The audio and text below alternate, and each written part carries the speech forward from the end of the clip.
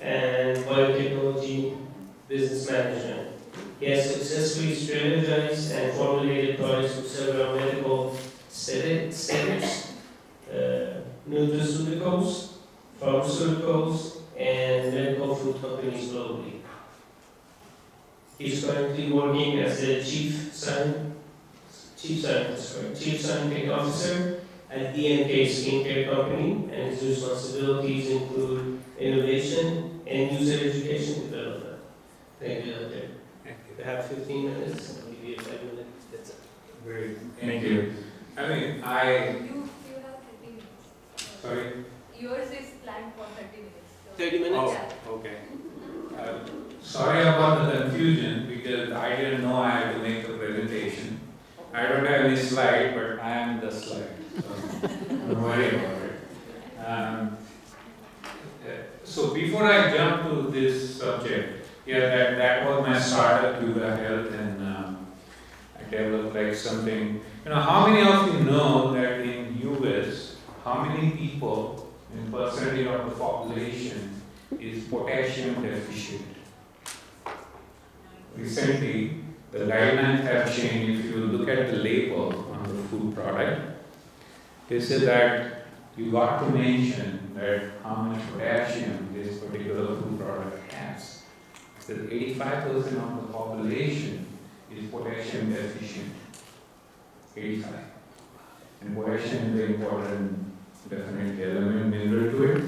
So we developed this salt out of the sea algae, and that comes from the coastal region of India called Gujarat, Hamnagar.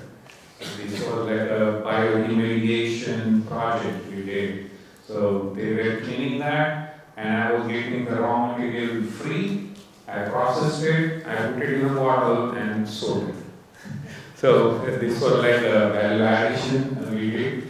The product is still available on the Amazon, but I'm not too excited about it. Originally, we decided to talk something on the cancer and maybe how Ayurved can help and all that. But just a slight retro back, referring to Dr. Rupali's presentation, she mentioned a very important concept and very subtle one called Mano-Srotas. Mano-Srotas. And many of us know to call some entity as the Srotas, it has to have two roots. If you see there are Rasavana Srotasam, Rudhyam Mulam Dashichat, right? Likewise. So that has two roots. So if I say the Mano-Srotas is there, what are the two roots to Mano-Srotas? My fundamental question is that. Anyone? What can be the two roots to the manas as a tattva to call that okay, this particular srotas or the channel conducts the mana? No, that the emotion is a product of the manas. But I am saying that manas as a tattva, what can be two origins, point of origin to the manas as a tattva? Are you getting my question? Let's say Rattavanam Srotasam, Yakrut Mulam, Pliha. Right? So Yakrut is a Mulam, Pliha is also Mulam. But have you seen any tree in the world which has two root systems? Digestive. Yeah? See, root is a root, right? A tree requires one root system. But the Srotas mention a two root system. Yakrut Mulam Plihacha means Pliha also means spin also. So these define the boundaries of that particular element we call as Srotas. So actually the Antahkarana is a very important point in the Ayurveda. The manas is usually considered, and when it comes to the manas as an element, we got to be very responsible to use that term. So there is a difference in manas, the difference in buddhi, the difference in ahankar, the difference in chitta, there's a difference in atman, right? If you recite the Adi Shankaracharya Nirvana Shatakam, Mano Buddhya Ahankara Chittani Maham, he has clearly identified these four that are very different. And when I say I'm treating Mano Vasrodas, really I want to know where is the Manas. Right? I mean, I'm making this as a dialogue, sorry about that. But if you study the Sankhya Darshan, Sankhya philosophy, the Sankhya thought of the school, it has clearly mentioned that how the 24 principles are originated. So basically, if you take any science as per the Hindu scripture, which has the application in the day in and day out life, like Bhagavad Gita, Ayurved, they are based on majorly the Sankhya Darshan. Sri Krishna utilized the Sankhya Darshan to say Bhagavad Gita. The same like Sharata, Sushruta, Vakvata, they use Sankhya Darshan to explain Ayurveda. Right? So, when I say Ayurveda, Ayurveda is not Ayurveda. It's not a yoga. It is yoga. It is Ayurveda because the Matruka A has a different significance. Matruka A has a different significance. Ayurveda is not equal to Ayurveda. Ayurveda is Ayurveda. So let's be responsible. My point is let's be responsible in using this Sanskrit terminology because they hold the meaning. Do we have a consensus on that? Great. So now coming back to Manavasrodas, because it is predicted in the year 2080 a man can tackle all the diseases except the neurocognitive disorders. So this is going to be a very, very prominent and significant kind of a worry we will have. And trust me, that time only Ayurveda holds the answer. Because all these subtle principles which have a deep impact in everyone's health, Ayurveda has clearly demarcated with definition, with their lashon, sign and symptom, everything. And not even that, it is considered that Charak has said that if you want to treat manas and if you want to treat sharir, you can go vice versa. Means, if I want to treat someone manas, I can take the hair of a body, sharir, as an instrument to reach the manas.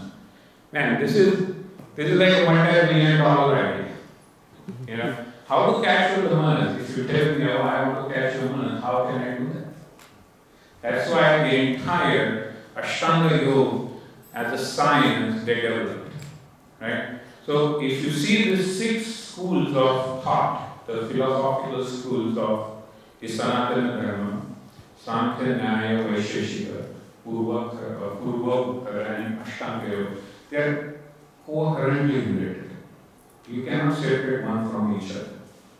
And this goes in every treatment, what you do in Ayurveda, in explaining every disease and what are the principles and practices associated with it. So, I don't know how to refer to anything, but I can start answering any question related with the cancer here. So that was the original idea. If you have any question, because I see a lot of cancer patients, I am not a full-time Ayurveda practitioner, but I treat certain patients with cancer and other chronic diseases. And I use a lot of different techniques.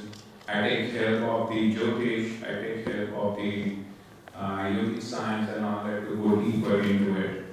But let me ask you, all of you are practicing Ayurveda in some other way.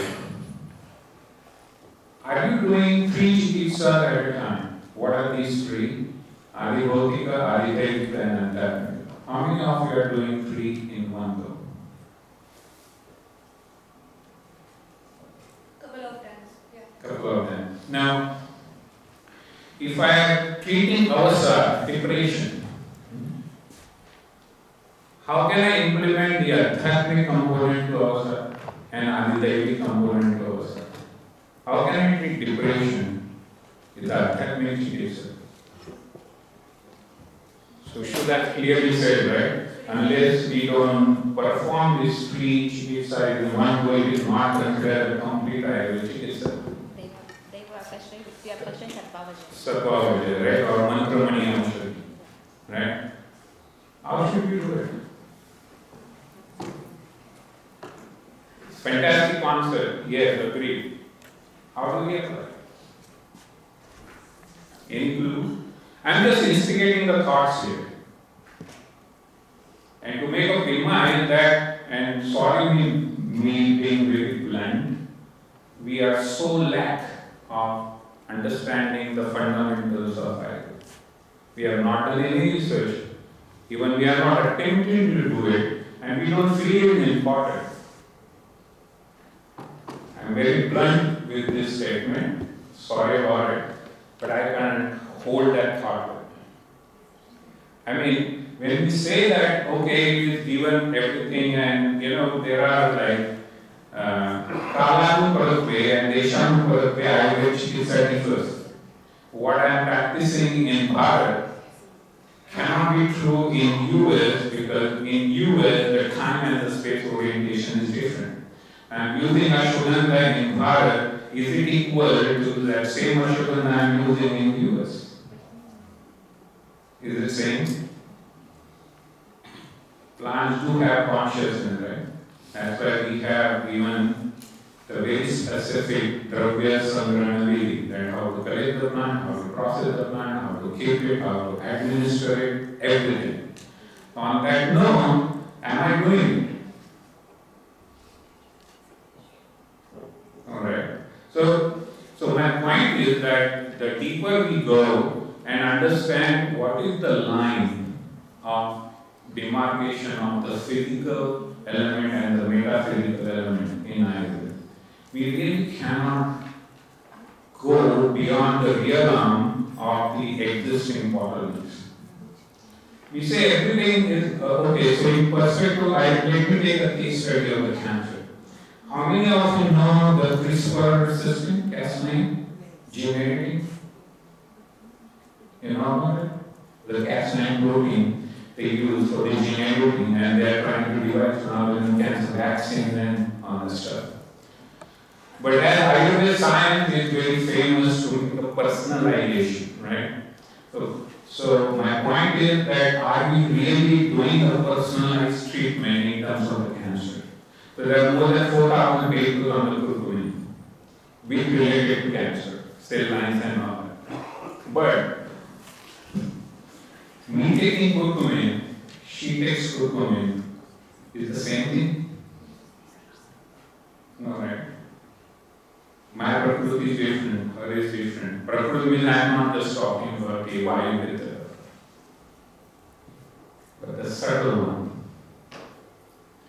We don't even know the Nidam Prachakam and the Kshatriya column of cancer with respect to Ayurveda. We say, okay, there is a breast cancer, let's take this phytochemical coming from this medicinal plant, let's try the clinical endpoint, see what are the results. Holy crap. Sorry. Because I'm making a modern diagnosis, giving the Ayurvedic treatment diagnosis to have, and trying to measure whether Ayurveda works or not. I mean, I'm playing a cricket, applying the rules of soccer, and see what is the efficacy. Right? So, if I want to make a diagnosis of cancer in Ayurveda, how will I do it? Anyone can explain me the samprapti of cancer in pure terms of Ayurveda?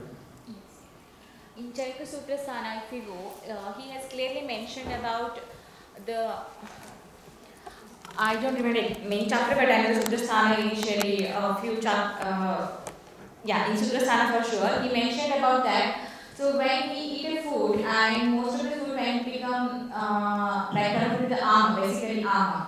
So those toxins remain in your body and that came to different cells. And if you go to the root cause of Samprapti Ghataka through the Ayurvedic principle of cancer, that will get the Ama for sure. Is it correct? I just shared based on my experience, I'm sorry. Okay, so good thought, but my question is, okay, AMA is a prerequisite to almost 95% of the diseases in Ayurveda, right? My question is, from that AMA as a prerequisite to a certain diagnosis of cancer, why it is not Amavada? Why it is not Amajadosha? Why it is cancer? So how exactly that ama gets transformed into a cancer-causing element, right? So I'm just trying to have a kind of a little bit framework that how we should think before even we do the research. So what is the Purva Paksha here? So that once we define it, then we can definitely do certain modeling to it, right? How many of you agree that the current research model in cancer with respect to Ayurveda is correct or complete? Hello? Okay. So, I usually counter the breast cancer patients in my practice. And I don't know why I get that case study, but I do get that. And I try to put a common pattern in terms of the breast cancer with the Ayurveda kind of, what could be the Kavaidinyam in Sotavadushti, what would be the dosha, what would be the Stana Samshaya and all that element. One thing I came to the conclusion, and this is a little bit maybe emotional or esoteric or metaphysical, but I consider that the Chitta Vritti is the root cause of every disease in Ayurveda. Hypothetically, just at the purely basis of the hypothesis, how many of you agree with me on that? That every disease in Ayurveda perspective starts with the Chitta Vritti, and then the karmic cycle happens, and the disease occurs. But again, the disease occurs, you evolve through that disease. So when treating the disease, you become a better person. And that I have seen all my patients, before and after one thing happened, they become a better person. With the follow-up of the discipline and everything, they definitely became a better person. So if that is so, let's give a critical thinking on that hypothesis that it is a Chitta Vritti. Now can we map it? The Chitta Vritti responsible is for the disease like rheumatoid arthritis, the cancer, or maybe simple fever, or maybe some Sandiva, arthritis and all that. Can we go or develop a methodology to understand the etiology of the disease as per that? Right? So that's my primary question is, think about this. Maybe in the next conference we will have a dedicated session on this. Right? Because unless I don't do again the 3 chikitsa in one go, trust me, we are not adding any value to the patient. Yeah, okay, come on, I take paracetamol, my fever goes away. Why I would go through the course of Maha Sudarshana Ganavati for 4 days for the same thing? They are going to sweat me anyway, right? So why I would spend 4 days for that and take a paracetamol and my fever goes away? I'm talking about the pure value addition in terms of the consumer and what we are actually delivering. So that's my question. Again, pardon me, I love Ayurveda from my core, I'm from that fraternity, but critical thinking I cannot avoid. Because unless we do the same thing again and again, we cannot expect the other and the better results. So specifically that, yes, in US the Ayurveda practice has definitely certain restrictions due to the law and all that. But even if we legalize this system tomorrow or day after tomorrow, can we get rid of these fundamental questions? So if you take like apple to apple comparison that okay, I have the entire new technologies at my disposal, I have Ayurveda at my disposal. So whether what value I can bring with the help of it in terms of purely consumer point of view, how can I determine that what needs to be done in the future? I'm just throwing this little bit abstract idea, but I want like little bit rational thought among us, so at least we can start discussing about this.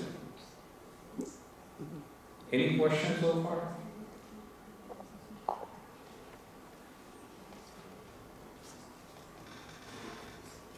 No? How vital is to study Sanskrit before even understanding Ayurveda? What do you think? Is it important to study Sanskrit? Yes. Right? If it is so, what arrangement we have? I give you 15 names. Apana, Samana, Vyana, Udana, Prana. Pachak, Ranjak, Rajak, Sadhak, and Alochak. What's the common matruka you find in the first five and the second five? Vyana, Udana, Samana, Prana, Apana, Na. Good. Na means to carry. The dhatu means to carry. That's why that vayu, that five vayu is called Na. Vyana, Samana. While Ka is the common matruka in all the Pitta Prakara. Ka means what? Kriya. Karta hai. Karto. Right? So, if I don't get this subtlety in the most fundamental principle, do you really think I can practice Ayurveda? My question is that. Coming back to my original statement, starting with Nov8, if you study the Samkhya Kram of the origin of the principle, at what point the Manas and the Tattva got originated? From the Atman, the consciousness, the Buddhi, and after Buddhi, there is Manas. But at the same time, the Ahankar comes in, which represents the Rajas of the Prakriti Guna, right? So the Rajas and the Sattva are the two sources of the Manas that we can define the Nov8 accordingly, right? But just food for thought. Thank you so much.